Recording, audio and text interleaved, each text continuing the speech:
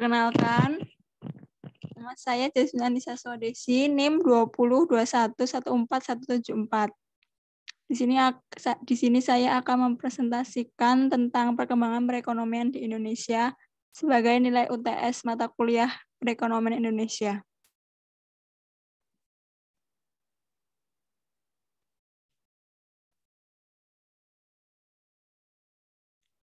Di sini saya akan membahas 4 topik. Yang pertama ada pertumbuhan ekonomi di Indonesia, yang kedua stabilitas perekonomian di Indonesia, yang ketiga ketenagakerjaan di Indonesia, dan yang terakhir neraca pembayaran di Indonesia.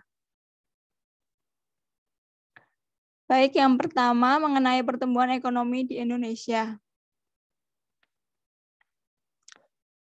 Pertumbuhan ekonomi merupakan salah satu indikator keberhasilan pembangunan dalam suatu perekonomian. Kemajuan suatu perekonomian ditentukan oleh besarnya pertumbuhan yang ditunjukkan oleh perubahan output nasional. Adanya perubahan output dalam perekonomian merupakan analisis ekonomi jangka pendek.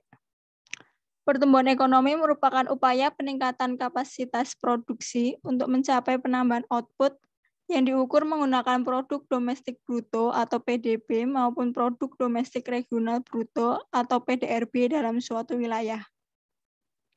Pertumbuhan ekonomi adalah proses kenaikan output per kapita dalam jangka panjang. Tekanannya pada 3 aspek, yaitu proses, output per kapita, dan jangka panjang. Pertumbuhan ekonomi adalah suatu proses, bukan suatu gambaran ekonomi pada suatu saat. Di sini kita melihat aspek dinamis dari suatu perekonomian, yaitu bagaimana suatu perekonomian berkembang atau berubah dari waktu ke waktu. Tekanannya ada pada perubahan atau perkembangan itu sendiri.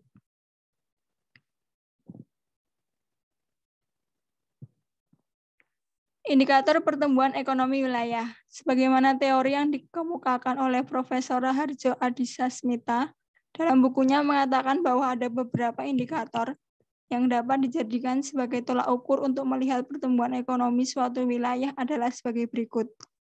Yang pertama adalah ketidakseimbangan pendapatan. Dalam keadaan yang ideal, di mana pendapatan dengan mutlak didistribusikan secara adil, 80% populasi terbawah akan menerima 80% dari total pendapatan. Sedangkan 20% populasi teratas menerima 20% total pendapatan.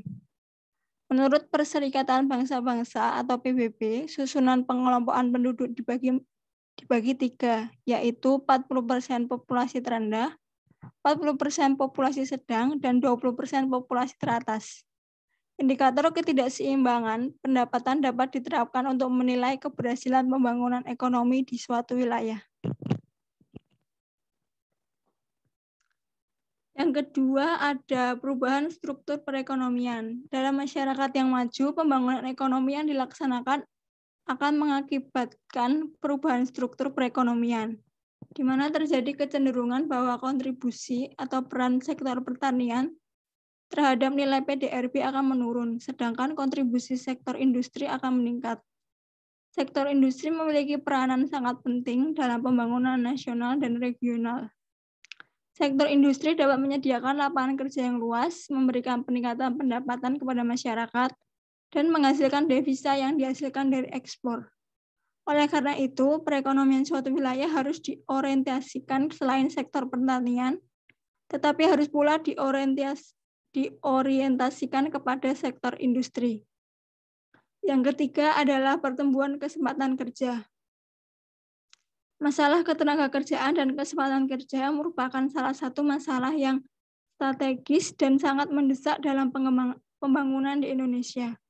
Penduduk Indonesia yang berjumlah lebih dari 240 jiwa, tingkat pengangguran cukup tinggi dan cenderung bertambah luas akibat krisis finansial negara-negara di dunia. Untuk mengatasi krisis ekonomi 20 yang sangat luas tersebut, diperlukan peranan pemerintah. Salah satu langkah strategis yang ditempuh adalah pembangunan prasarana, misalnya jalan. Pembangunan jalan yang menjangkau ke seluruh kantong-kantong produksi akan mendorong peningkatan produksi berbagai komoditas sektor pertanian dalam arti luas, meliputi tanaman pangan, perkebunan, perikanan, peternakan, dan kehutanan, serta barang-barang hasil industri. Pembangunan prasarana dan sarana transportasi akan menunjang berkembangnya berbagai kegiatan di sektor-sektor lainnya seperti pertanian, perdagangan, industri, pariwisata, dan lainnya.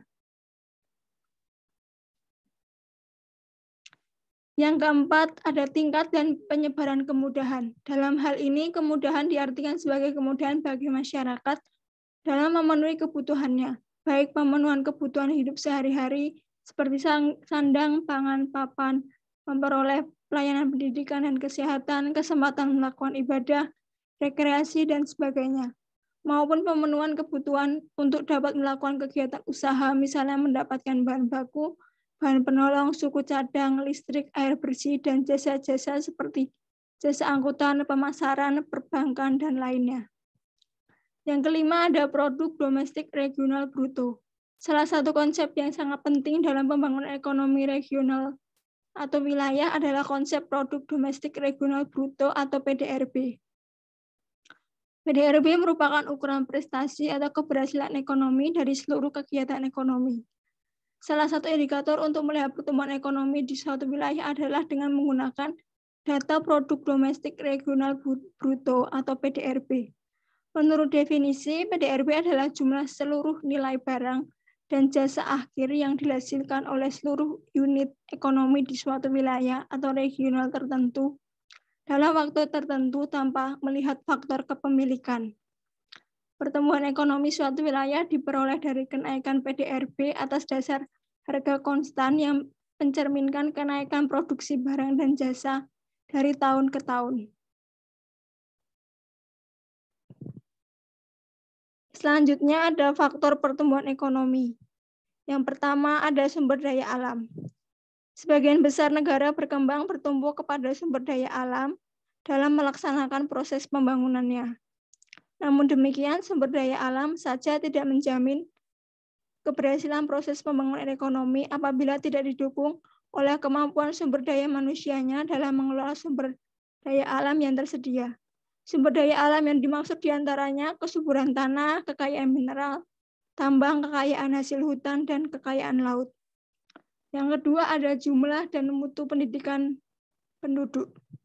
Sama halnya dengan proses pembangunan, pertumbuhan ekonomi juga dipengaruhi oleh sumber daya manusia atau SDM. SDM merupakan faktor terpenting dalam proses pembangunan.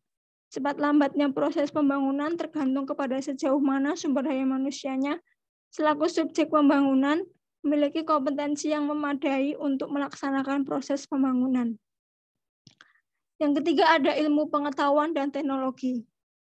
Perkembangan ilmu pengetahuan dan teknologi yang semakin pesat mendorong percepatan proses pembangunan.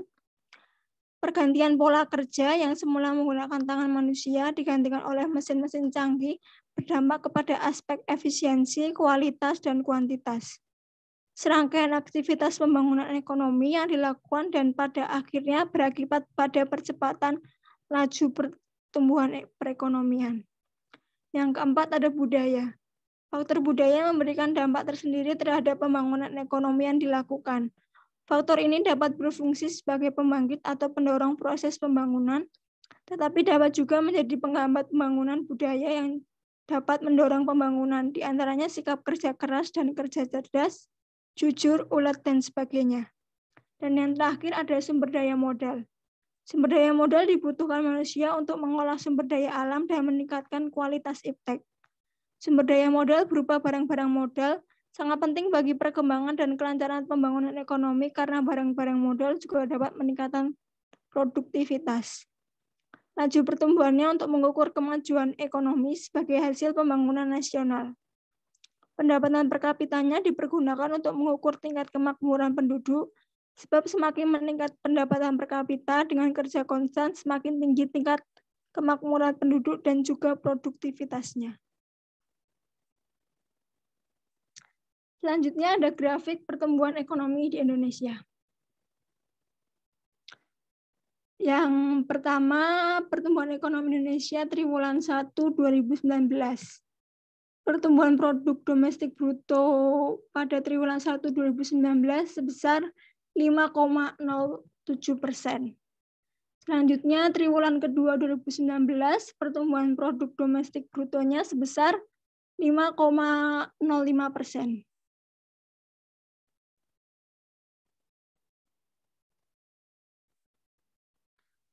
Selanjutnya, triwulan ketiga 2019, pertumbuhan produk domestik brutonya sebesar 5,02%. Kemudian triwulan keempat 2019, pertumbuhan produk domestik brutonya sebesar 4,97%.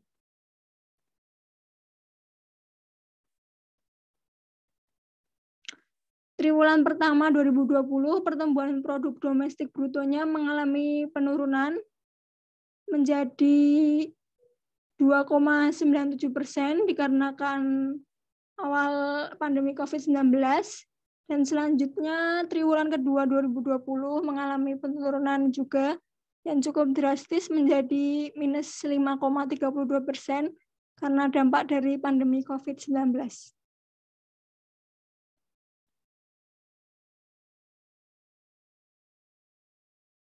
Selanjutnya, triwulan ketiga 2020, pertumbuhan produk domestik brutonya naik menjadi minus 3,49%. Kemudian triwulan keempat 2020 naik menjadi minus 2,19%.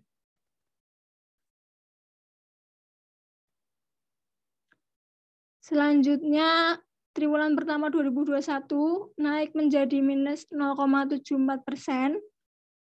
Dan triwulan 2 2021 cukup drastis, naiknya menjadi 7,07%.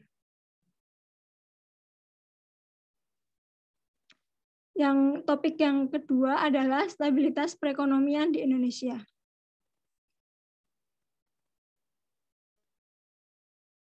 Stabilitas ekonomi merupakan dasar tercapainya peningkatan kesejahteraan rakyat, yaitu melalui peningkatan pertumbuhan ekonomi yang tinggi. Stabilitas ekonomi akan dicapai ketika terdapat keseimbangan atau kesinambungan antara permintaan domestik dengan pengeluaran domestik, tabungan, dan investasi. Salah satu upaya untuk menjaga stabilitas ekonomi yaitu melalui langkah-langkah tertentu untuk memperkuat daya tahan perekonomian domestik terhadap berbagai guncangan yang muncul, baik dalam negeri maupun luar negeri. Inflasi juga terjadi di negara-negara berkembang. Stabilitas perekonomian suatu negara menjadi fokus bagi setiap negara. Hal ini dikarenakan apabila perekonomian suatu negara tidak stabil, maka akan menimbulkan masalah-masalah ekonomi seperti rendahnya pertumbuhan ekonomi, tingginya tingkat pengangguran, dan tingginya tingkat inflasi. Di dalam ekonomi makro yang membahas perekonomian secara keseluruhan atau agregat, memiliki variabel-variabel yang saling mempengaruhi di dalam menjaga stabilitas perekonomian. Variabel makroekonomi tersebut diantaranya yaitu tingkat bunga, tingkat harga atau inflasi, dan pertumbuhan ekonomi. Variabel makroekonomi tersebut menjadi instrumen yang penting di dalam menjaga kestabilan perekonomian suatu negara. Dengan kata lain, setelah melihat hubungan di antara instrumen makroekonomi tersebut, pemerintah atau otoritas moneter mampu melakukan kebijakan yang tepat untuk ekonomi makro suatu negara. Stabilitas perekonomian juga merupakan sasaran dalam pembangunan nasional dan juga menjadi prasyarat bagi tercapainya kualitas pertumbuhan. Oleh karena itu, adanya keseimbangan di dalam variabel makroekonomi akan menentukan stabilitas perekonomian. Di Indonesia, perekonomian dapat dikatakan belum stabil. Hal ini tentu dapat disebabkan oleh beberapa hal. Salah satunya yaitu inflasi yang tinggi. Inflasi yang tinggi seringkali disebabkan oleh krisis global, kesalahan manajemen, kurangnya produksi, dan perubahan sistem ekonomi. Inflasi salah satu indikator perekonomian yang penting. Laju perubahannya selalu diupayakan rendah dan stabil agar tidak menimbulkan masalah makroekonomi yang nantinya akan memberikan dampak ketidakstabilan dalam perekonomian. Dengan inflasi yang tinggi akan menyebabkan kecenderungan peningkatan terhadap harga barang dan jasa umum secara terus-menerus selama periode tertentu. Kemudian peningkatan tersebut akan berdampak pada menurunnya daya beli masyarakat yang membuat hasil produksi juga mengalami penurunan dan pada akhirnya mengurangi pendapatan nasional. Berkurangnya pendapatan nasional ini menjadi gambaran umum dari ketidakstabilan perekonomian. Inflasi yang tinggi tentunya mengganggu stabilitas perekonomian, karena dengan tingginya inflasi menyebabkan pertumbuhan ekonomi mengalami penurunan. Inflasi dapat mengubah pendapatan masyarakat menjadi bisa merugikan atau menguntungkan tergantung pada parah atau tidaknya inflasi yang terjadi. Apabila yang terjadi inflasi ringan, maka akan menguntungkan atau memiliki dampak yang positif sehingga akan mendorong perekonomian menjadi lebih baik melalui peningkatan pendapatan nasional. Sementara jika yang terjadi hiperinflasi, maka akan mendorong perekonomian menjadi lebih buruk. Di dalam mengendalikan inflasi, pemerintah atau otoritas moneter dapat menggunakan tingkat bunga dalam mengendalikan laju inflasi tersebut. Ketika inflasi tinggi, akibat pendapatan mengalami peningkatan yang menyebabkan jumlah uang beredar di masyarakat banyak, pemerintah atau otoritas moneter dapat mencegah tingginya konsumsi dengan menaikkan tingkat suku bunga dengan harapan bahwa jumlah uang yang beredar akan berkurang sehingga permintaan agregat pun akan berkurang dan kenaikan harga akan dapat teratasi. Tingkat bunga menjadi salah satu hal yang memengaruhi keputusan individu dalam membelanjakan uangnya atau menabung uang tersebut. Tingkat bunga merupakan suatu variabel makroekonomi yang dapat dikatakan sebagai salah satu harga yang didapatkan untuk penggunaan uang dalam jangka waktu tertentu. Menurut Marshall Principle dan Winarto, tingkat bunga selaku harga yang harus dibayar untuk penggunaan modal seluruhnya di pasar menurut tingkat bunga sama dengan persediaannya yang tampil pada tingkat itu. Tingkat bunga ditetapkan pada titik di mana tabungan yang mewakili penawaran modal baru adalah sama dengan permintaannya. Noviatia menemukan bahwa terdapat hubungan kointegrasi antara inflasi, suku bunga, nilai tukar, dan IHSG. Sementara menurut Bayrak, menunjukkan bahwa ada indikasi hubungan non-linear antara inflasi dan tingkat pertumbuhan. Dari perbedaan-perbedaan di atas timbul pemikiran untuk melihat hubungan di antara variabel makroekonomi dan juga bagaimana respon masing-masing variabel makroekonomi tersebut terhadap perubahan di antara salah satu variabel.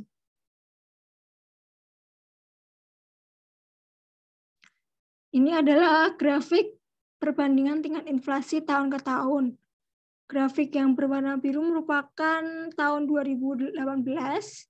Grafik warna orange merupakan grafik tahun 2019, dan yang warna hijau merupakan grafik pada tahun 2020.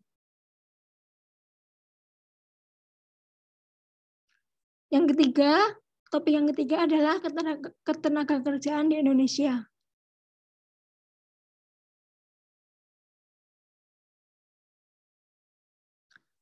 Penduduk, sebagaimana the labor force concept yang dipublikasikan oleh International Labour Organization dan diadaptasi oleh Badan Pusat Statistik, terbagi atas dua kelompok. Kelompok pertama adalah penduduk usia kerja dan kelompok kedua adalah penduduk bukan usia kerja. Penduduk usia kerja atau disebut tenaga kerja adalah mereka yang dianggap dapat bekerja dan sanggup bekerja untuk menghasilkan barang dan jasa untuk kebutuhan sendiri atau masyarakat, walaupun tidak ada permintaan kerja. Dilihat dari usia, yang disebut tenaga kerja adalah mereka yang berusia 15 tahun ke atas. Berdasarkan kegiatan utamanya, mereka yang tergolong sebagai penduduk usia kerja ini terdiri atas dua kelompok, yaitu angkatan kerja dan bukan angkatan kerja. Selanjutnya, mereka yang tergolong sebagai angkatan kerja juga dikelompokkan menjadi dua kelompok, yaitu mereka yang dikategorikan sebagai penduduk yang bekerja dan yang menganggur atau pengangguran terbuka.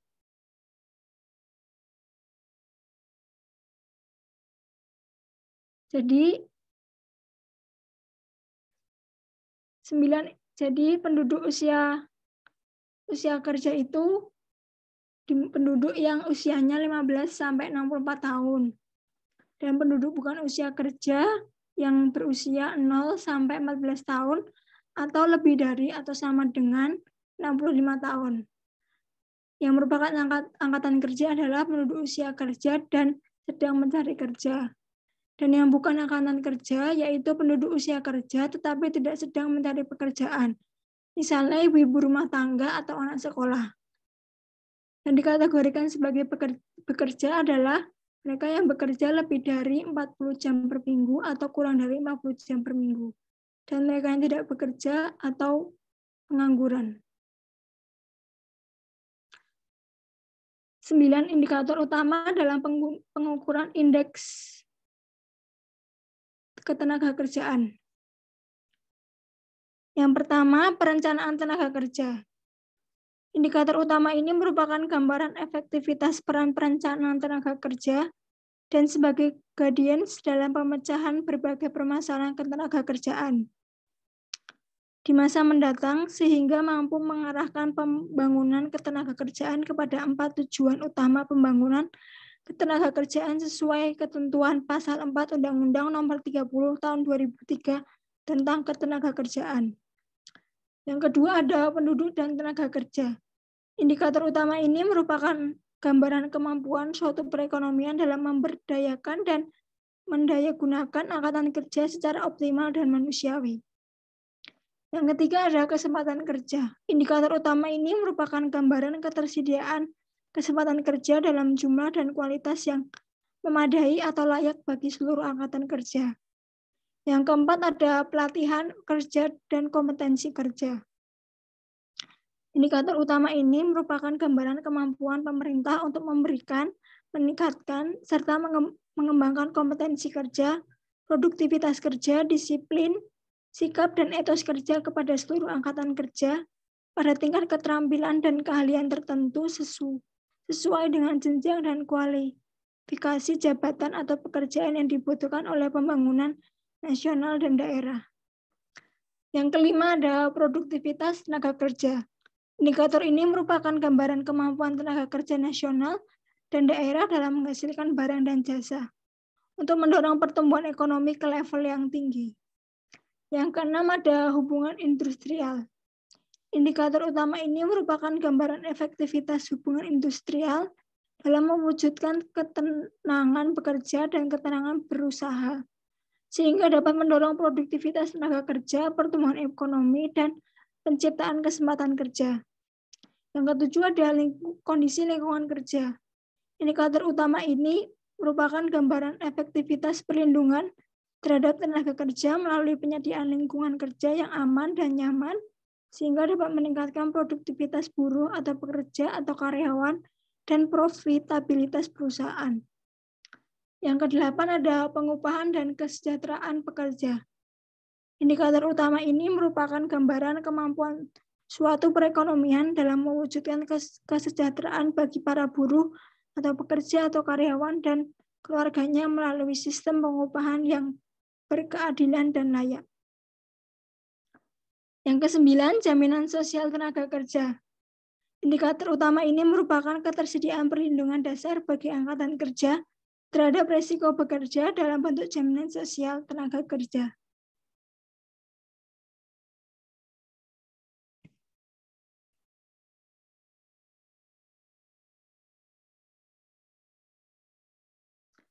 Ini ada grafik keadaan ketenagakerjaan Indonesia bulan Agustus 2019. Jadi tingkat pengangguran terbuka di Agustus 2019 itu ada di 5,28%. Itu tingkat pengangguran terbuka perempuan lebih rendah dibandingkan laki-laki. Kemudian di Agustus 2020, tingkat pengangguran terbuka mencapai 7,07%, tingkat pengangguran terbuka laki-laki dan tingkat pengangguran terbuka perkotaan mengalami peningkatan yang cukup tinggi dari total usia kerja sebanyak 203,97 juta orang. Persentase penduduk usia kerja yang terdampak COVID-19 sebesar 14,28%. Dari 29,12 juta orang penduduk usia kerja, itu ada 2,56 juta orang pengangguran karena COVID-19. Lalu 0,76 juta orang bukan angkatan kerja karena COVID-19. Lalu 1,77 juta orang sementara tidak bekerja karena COVID-19. Dan 24,03 juta orang bekerja dengan pengurangan jam kerja karena COVID-19. Kemudian ini keadaan ketenagakerjaan Indonesia yang Februari 2021. Dari total penduduk usia kerja sebanyak 205,36 juta orang, persentase penduduk usia kerja yang terdampak COVID-19 sebesar 9,30%. Di Februari 2021 ini di 6,26% tingkat pengangguran terbuka. Tingkat pengangguran terbuka turun 0,81% dibanding Agustus 2020. Yang keempat, neraca pembayaran di Indonesia.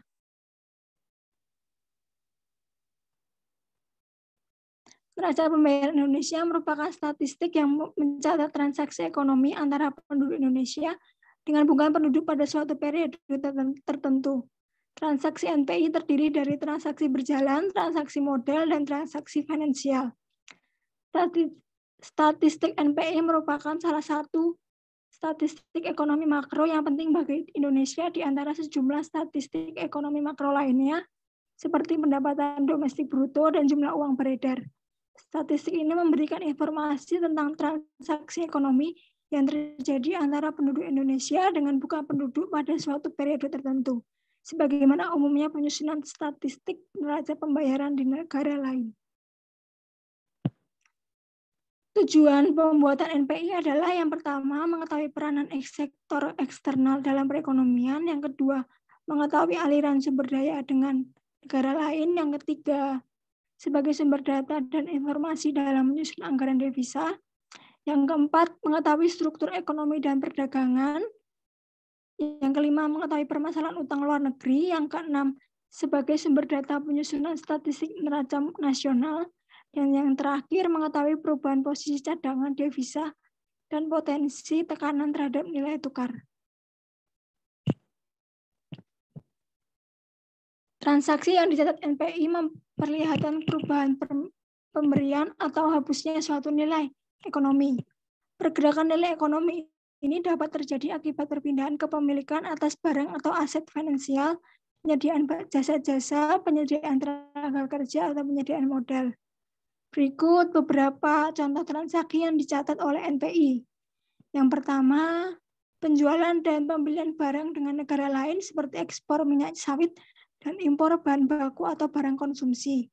Yang kedua, pemberian atau penggunaan jasa kepada atau dari negara lain seperti penyediaan jasa pialang saham oleh perusahaan sekuritas domestik kepada investor asing dan pemakaian jasa pengangkutan kapal laut asing oleh perusahaan domestik. Yang ketiga, ada pendapatan atas investasi seperti dividen dan bunga yang diperoleh oleh pihak asing yang berinvestasi di Indonesia dan penduduk Indonesia yang berinvestasi di luar negeri. Yang keempat, investasi finansial antara lain dalam bentuk saham dan surat utang, seperti pembelian sertifikat Bank Indonesia oleh investor asing dan penjualan obligasi pemerintah Amerika Serikat yang dimiliki oleh bank domestik. Dan yang terakhir, pemberian atau penerima utang, barang, dan jasa tanpa ada imbalan langsung seperti penerimaan pemerintah dalam bentuk hibah dari negara asing. Berikut grafik neraca pembayaran Indonesia triwulanan dari 2019 sampai triwulan 1 2021.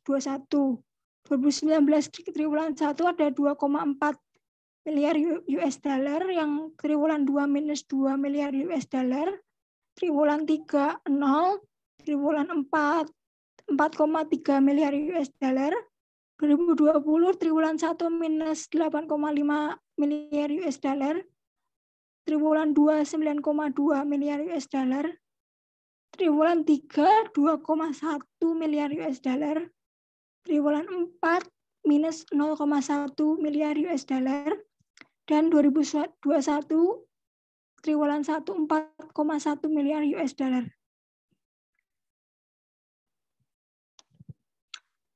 Jadi ini ada berita tentang neraca pembayaran Indonesia triwulan 1 2021 surplus topang ketahanan eksternal.